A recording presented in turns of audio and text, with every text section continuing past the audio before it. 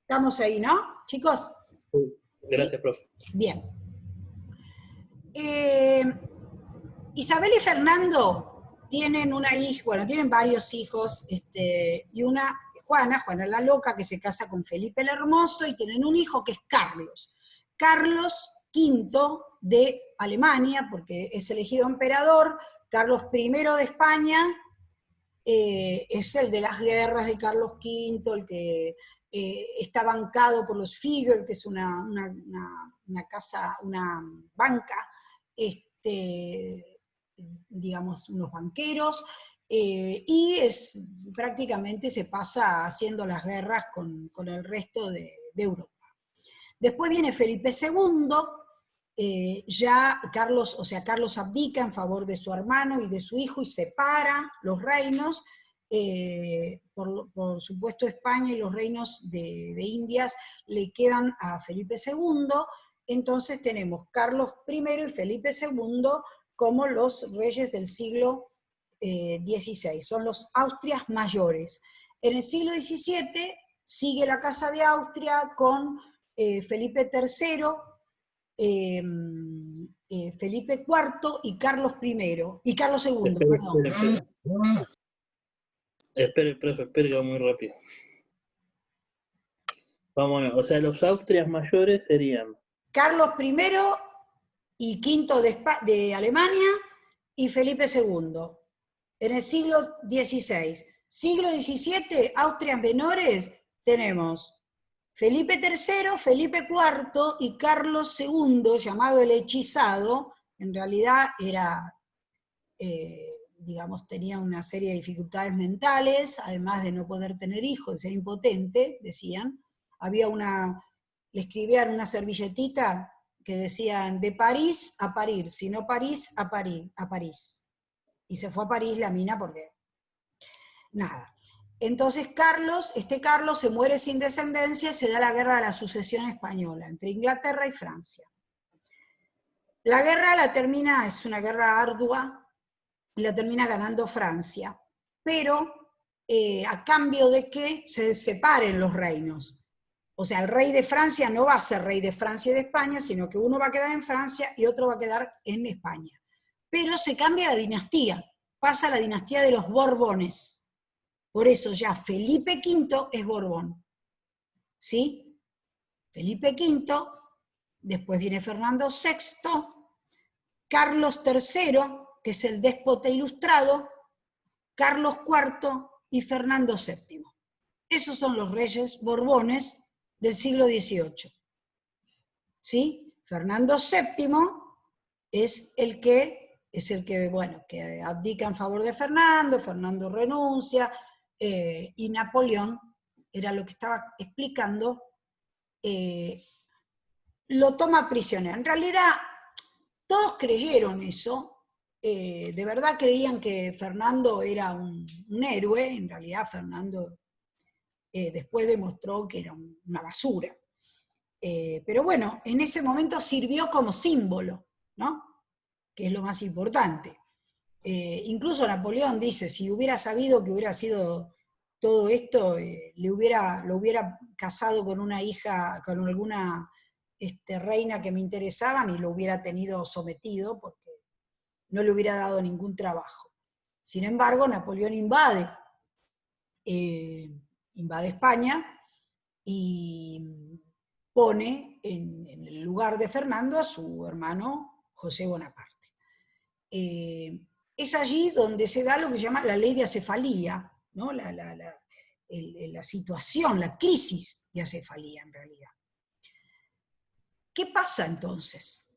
Bueno, a los españoles se les plantea la dificultad de tener que legitimar un gobierno sin el rey, ¿verdad? Esto es la crisis de acefalía.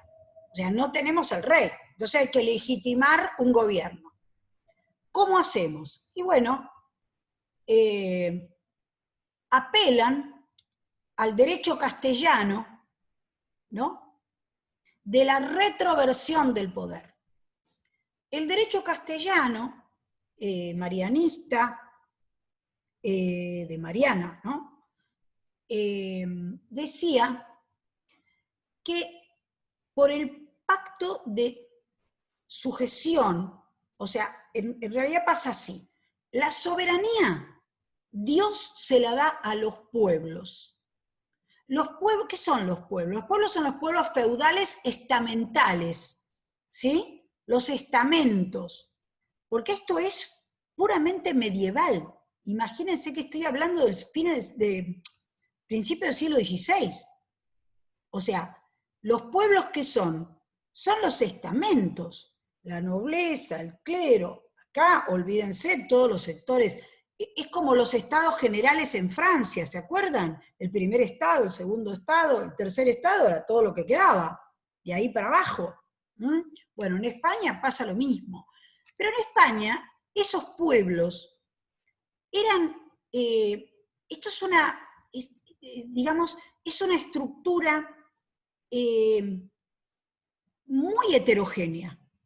¿Por qué? Porque venimos de la Edad Media y de la Reconquista española, donde hay muchas ciudades que adquirían, se la llamaba Villa Franca. ¿Por qué? Porque adquirían beneficios de comercio, porque a lo mejor habían luchado contra los árabes, y entonces tenían cabildo. Este es un tema del cabildo que lo vamos a hablar.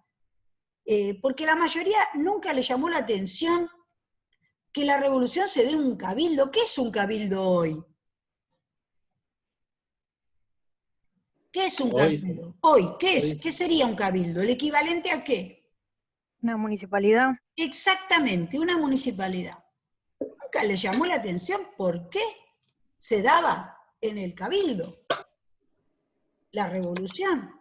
Bueno, en España los cabildos se llamaban consejos, consello, de concilium, con C, por eso consejo deliberante va con C. El concilium o el consello, conquello, que después va a ser el cabildo, daba estatus a una ciudad. Entonces, esos cabildos eran depositarios de la soberanía, no como cabildo, sino como sede de los pueblos, ¿sí? Porque los cabildos estaban gobernados, dirigidos por sus autoridades, que eran los vecinos de la ciudad, ¿sí? Entonces, la representación de esa soberanía estaba en esos pueblos. Esos pueblos habían dado al rey la soberanía. Por eso el rey era soberano de sus súbditos. O sea, esos pueblos eran súbditos del rey, quien por Dios, ¿no es cierto? Dios había dado la soberanía a los pueblos por derecho natural, y los pueblos daban al rey, que Dios había elegido, la soberanía. Entonces tenemos el soberano, la soberanía es el rey, y los pueblos, ¿sí? Los súbditos. ¿Está bien? ¿Me siguen hasta acá? ¿Qué pasa ahora? El rey no está. O sea, una de esas partes desaparece. Entonces, ¿qué pasa con la soberanía? ¿Qué hacemos con la soberanía si el rey no está más? Entonces, la soberanía se retrotrae, se retrovierte, por eso la retroversión, a los pueblos, no al pueblo. Después voy a dar la diferencia. ¿Y dónde están esos pueblos? Y ahora, otra vez acá, volvemos a la espacialidad. Están en las ciudades. Y, por lo tanto, para ser ciudad tienen que tener cabildos. Entonces, la representación y la soberanía están en el cabildo. ¿Sí? Entonces, ¿qué hace la Junta de Sevilla? Busca la legitimidad con algo que después va a incorporar, un poco antes, la Revolución Francesa, que es la soberanía territorial. Es decir, antes era francés porque era súbdito del rey de Francia. Ahora sé francés porque se nació en territorio francés. Entonces la soberanía pasa a ser territorial. ¿Se dan cuenta cómo hay una concepción diferente del espacio, chicos? Esto es lo que llamamos la espacialidad, pero que de alguna manera influye en la sociedad. O sea, no es inocente lo que pasa. Entonces, ¿qué hace? Dice, bueno, la soberanía va a estar en la representación de los pueblos que residen en los cabildos de España y de América, porque se empieza a hablar de la nación ¿cómo se llama? No es bioceánica, es, digamos, con las dos márgenes del océano. Una monarquía que tiene que ver con ambas márgenes del océano. Pero la palabra nación no es una palabra que tenga valor étnico, sino político. Están usando la palabra nación como se usaría la palabra Estado. Después vamos a hablar del Estado. ¿Sí? Ojo que es muy difícil lo que le estoy explicando, ¿eh? Así que el que no me sigue me frena. Entonces, dice, muy bien, les pido a todos los representantes de los reinos de ambas márgenes del océano que envíen representantes a la Junta de Sevilla. O sea, que se celebren elecciones en los cabildos y se mande un representante al virreinato y del virreinato vayan a España. Y que mientras no lleguen esos representados, los diputados americanos que residen en España van a ser interinos. ¿Por qué está haciendo esto? Porque necesita la gobernabilidad esta Junta, porque si no, no tiene cómo certificar la legitimidad. Aquí, ¿de dónde sale el poder? Bueno, sale de todos. Entonces, América y Filipinas van a tener que mandar 9 y España 36. Ahí sale Castelli diciendo, chicos, me parece que estamos un poco desiguales. 9 para todos los reinos americanos, ¿sí? Y Filipinas, y 36 para España. Fíjense que es interesante esto, ¿eh? Porque Castelli en ningún momento está hablando ni de emancipación, ni de revolución, ni nada. Está haciendo una aclaración que hay que tener en cuenta. Porque ya la está planteando en este momento. No está diciendo, no mandemos representantes. Está diciendo, ojo al piojo, que no funcionamos en igualdad de condiciones con el resto de la península. ¿Sí? Entonces, hasta ahí venía todo bien, ¿no? Es decir, funcionaba bárbaro, volvían al derecho castellano, estaban en el marco de la ley. Pero el desenlace de la guerra hace que España sea ocupada, Andalucía cae y la Junta se autodisuelve. Antes de autodisolverse, hace dos cosas. Crea el Consejo de Regencia de Cádiz, quien va a pedir juramento de fidelidad a todos los reinos, y llama a diputados, ya no para integrar una junta que no existe, sí para integrar las Cortes del Reino que se van a reunir en Cádiz, que van a ser las que después van a hacer la Constitución del 12.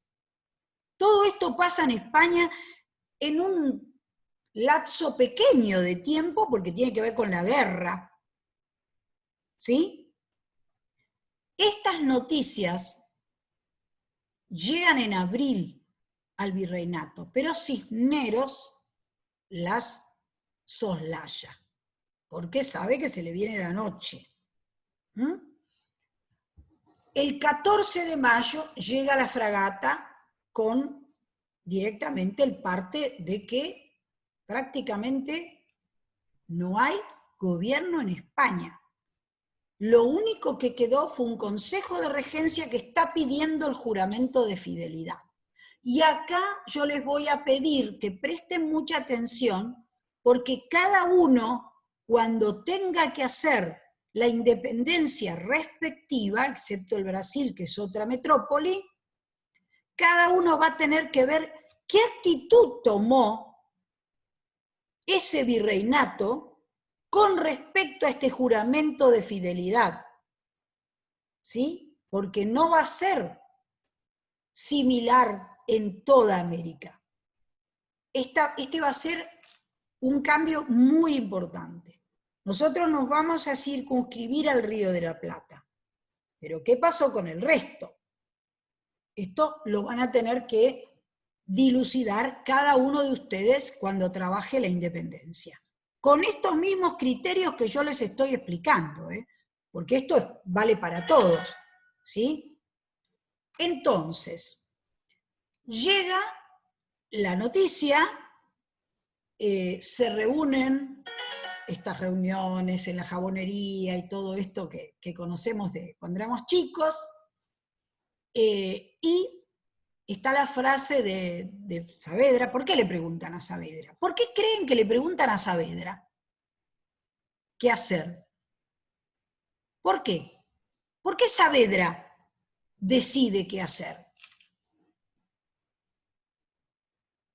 Escucho respuestas. ¿Por qué Saavedra? ¿Por qué Saavedra era importante su opinión?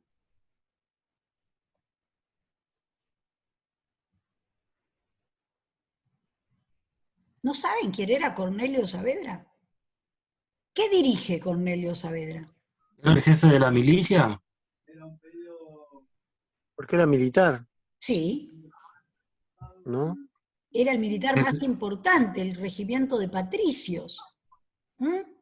Entonces, nada menos que le están preguntando si de hacer una movida vamos a contar con la milicia o no. Y es cuando Saavedra les dice, las brevas ya están maduras. ¿Mm? Entonces, ¿por qué dice esto Saavedra? Porque un año antes se había de alguna manera revelado el Alto Perú. Y el virrey Cisneros, que era el mismo que teníamos acá, junto con la ayuda de Abascal, los destruyó, o sea, los sometió absolutamente. ¿Por qué? Porque ahí no tenían el apoyo de las milicias, pero acá sí. Acá el virrey sabía que él no contaba con el apoyo de las milicias, que las milicias se estaban cortando solas. Por eso Cisneros se aviene a reunir el cabildo abierto que le piden. ¿Sí?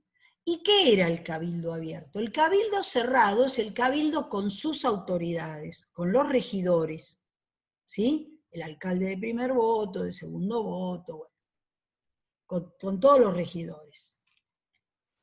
Cuando se pide cabildo abierto, lo que se está pidiendo es que el resto de los vecinos, no todos los habitantes, porque los vecinos tenían que tener casa propia, tenían que tener una serie de requisitos para ser vecinos. Es más, se mandan 450 invitaciones y vienen 205, tampoco vienen todos. Pero acá hay algo que es muy importante. Ese cabildo abierto no solo va a estar integrado por los vecinos, sino va a tener el apoyo de las milicias. ¿Sí? ¿Qué se define en ese cabildo? Porque el tema es así. 14 llega la fragata. El 18 Cisneros da la proclama en la que tiene que blanquear lo que está pasando. 19 y 20, las reuniones para pedir cabildo abierto. 20 se le pide el cabildo, el virrey acepta, 21 se cursan las invitaciones, 22 el debate. Ese debate es central, porque de ese debate se va a discutir si el virrey Cisneros va a permanecer en su cargo o va a cesar en él. Nada menos. Ojo, esta no es la primera vez, ya dije, antes se había hecho con Sobremonte. Lo que pasa es que con Sobremonte tenían razones sobradas para echarlo. Pero ¿qué iba a pasar con Cisneros? ¿Sí? Bien, se da ese debate. Aparece el obispo Lué y dice que habiendo un español peninsular en España, en América, de España, en América, ese tenía que gobernar. Bueno, loco total, se imaginó. No me imagino lo que habrá pasado cuando dijo eso, pero me lo puedo imaginar. Castelli le responde muy hábilmente y con el saber que le daba su profesión de abogado y realmente era una persona profundamente instruida, le responde con la doctrina de la retroversión del poder. Le dice, bueno, nosotros lo que estamos haciendo es lo que corresponde hacer, es reasumir como cabildo la soberanía de los pueblos. En este momento no se está hablando de otra cosa, y con esa soberanía tomar la decisión de destituir al virrey y reasumir nosotros la soberanía. Era absolutamente legal lo que estaba planteando Castelli. Sale Villota y le dice, bueno, pero Buenos Aires no tiene por qué tomar la decisión por todos, digamos, por todo el virreinato.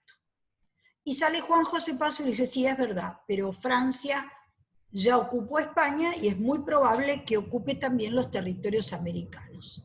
Entonces tenemos que tomar una decisión para que no se encuentre acéfala también estos territorios.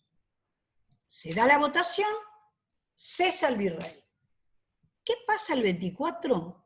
El cabildo hace tic, da un golpe de mano y arman una junta en la cual estaba el virrey como presidente, Saavedra Castelli, digamos para equilibrar, Solá y Inchaurragui. O sea, una junta es cambiar para no cambiar nada.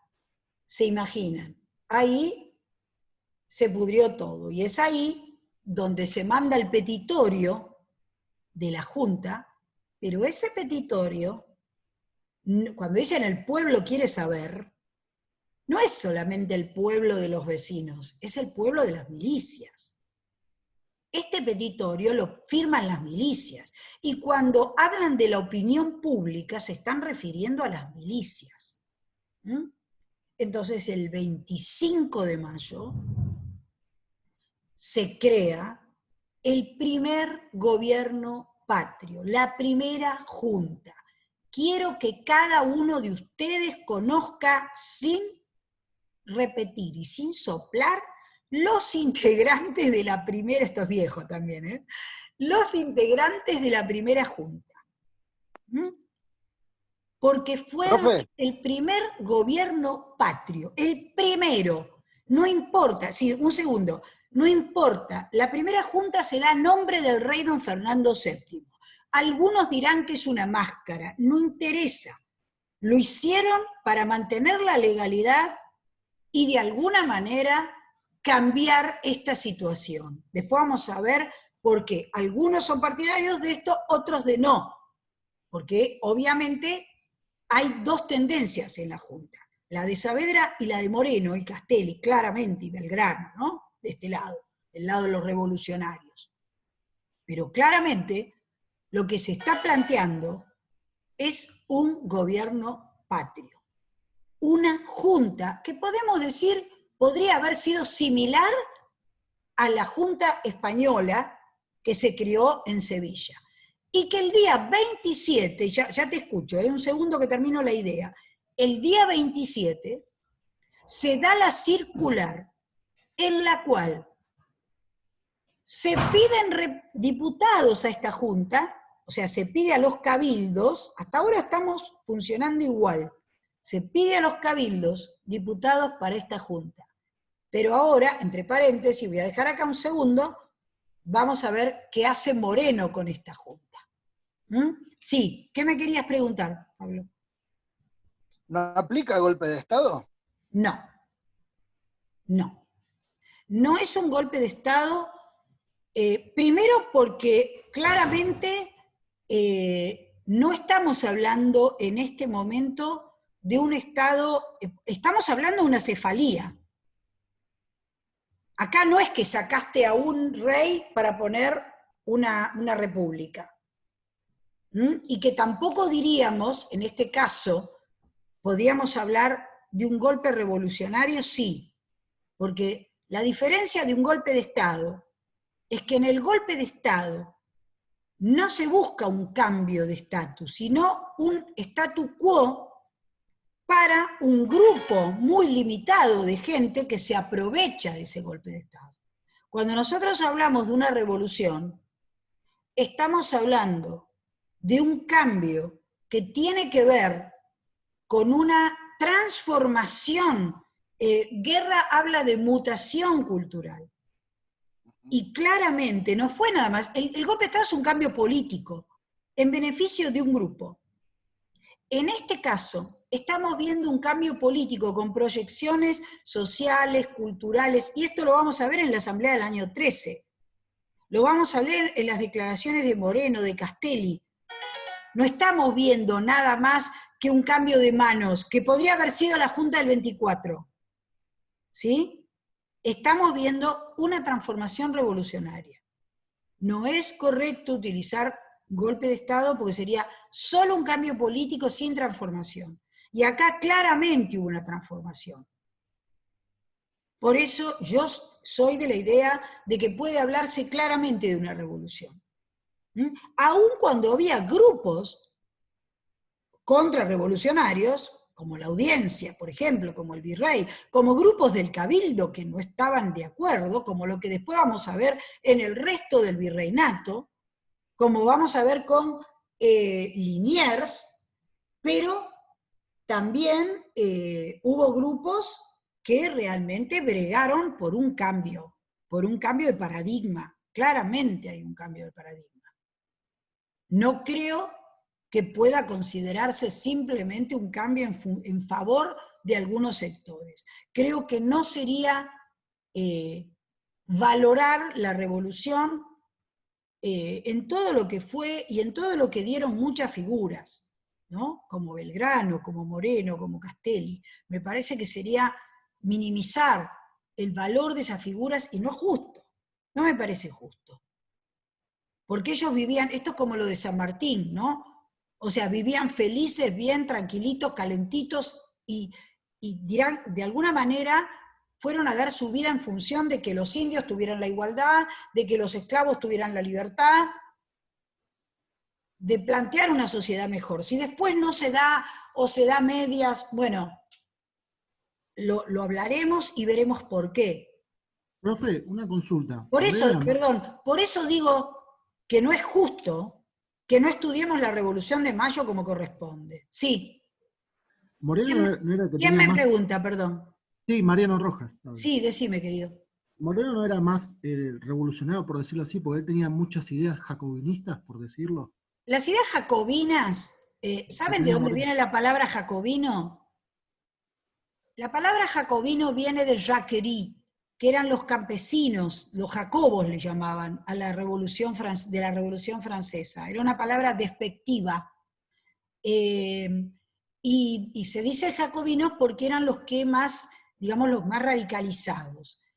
Mariano Moreno fue realmente una persona que se preocupó muchísimo, lo vemos por lo que la defensa todavía en la época de Fernando, o sea, de la época colonial, de hablar en contra de la mita, en favor de la igualdad de los indios, y tradujo el contrato social de Rousseau.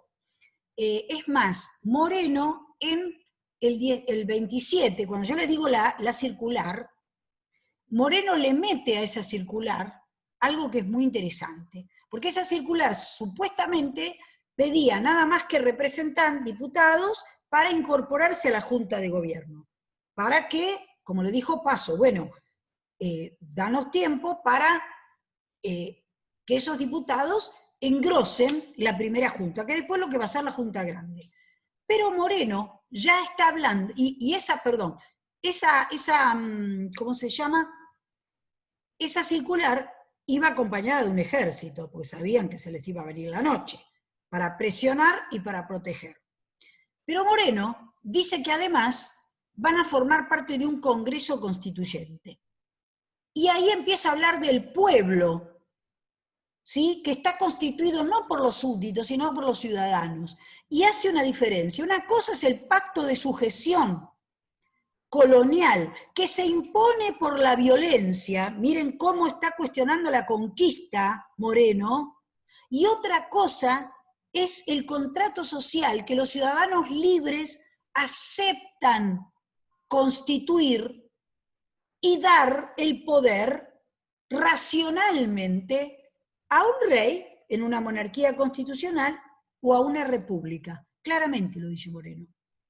Claramente. Saavedra no le gusta nada porque es más moderado, es más, Saavedra se inclinaría casi hasta por una autonomía, digamos con beneficios, y es el que de alguna manera lo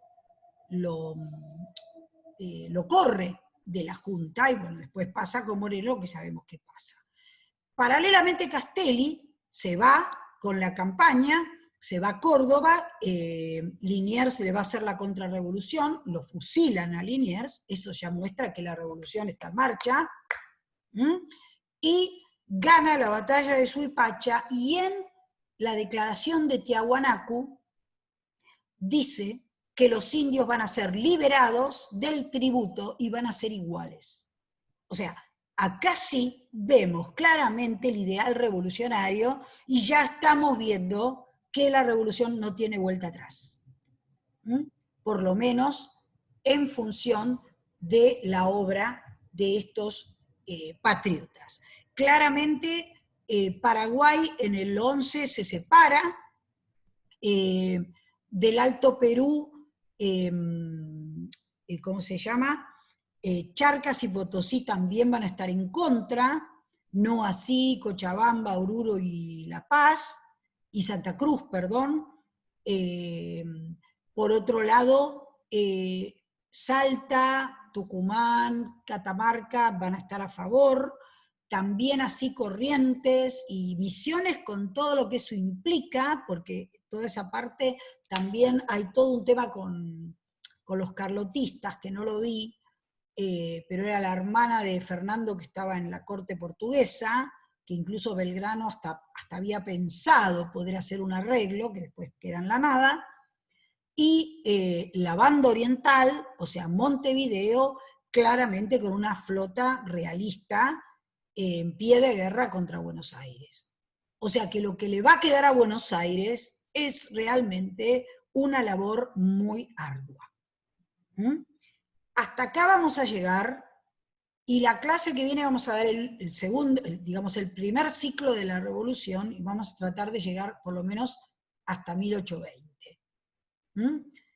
¿Quedó más o menos claro esto, chicos? ¿Cuánto me queda? 3 minutos. Bien. ¿Quedó más o menos claro? ¿Se entiende o más o menos?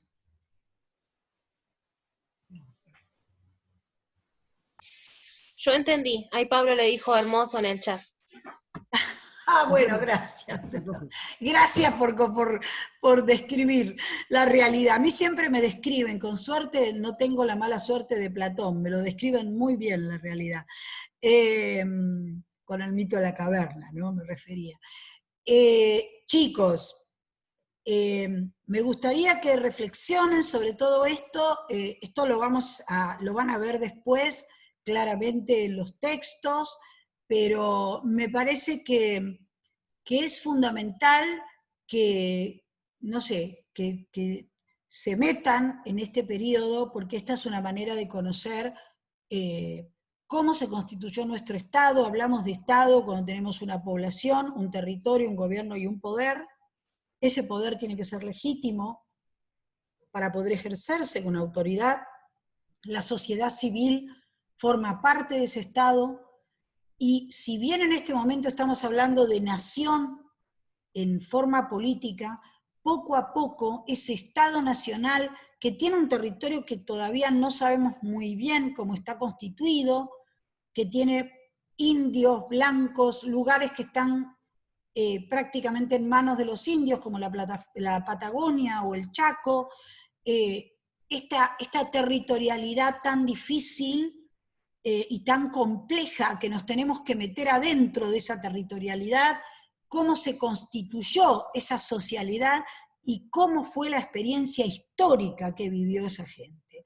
Únicamente así podremos comprendernos nosotros como país hoy. Si no, me parece que vamos a hablar sin saber de lo que estamos hablando. Esta historia nos la tenemos que apropiar porque es nuestra historia, es nuestro pasado, somos nosotros, no es otra gente.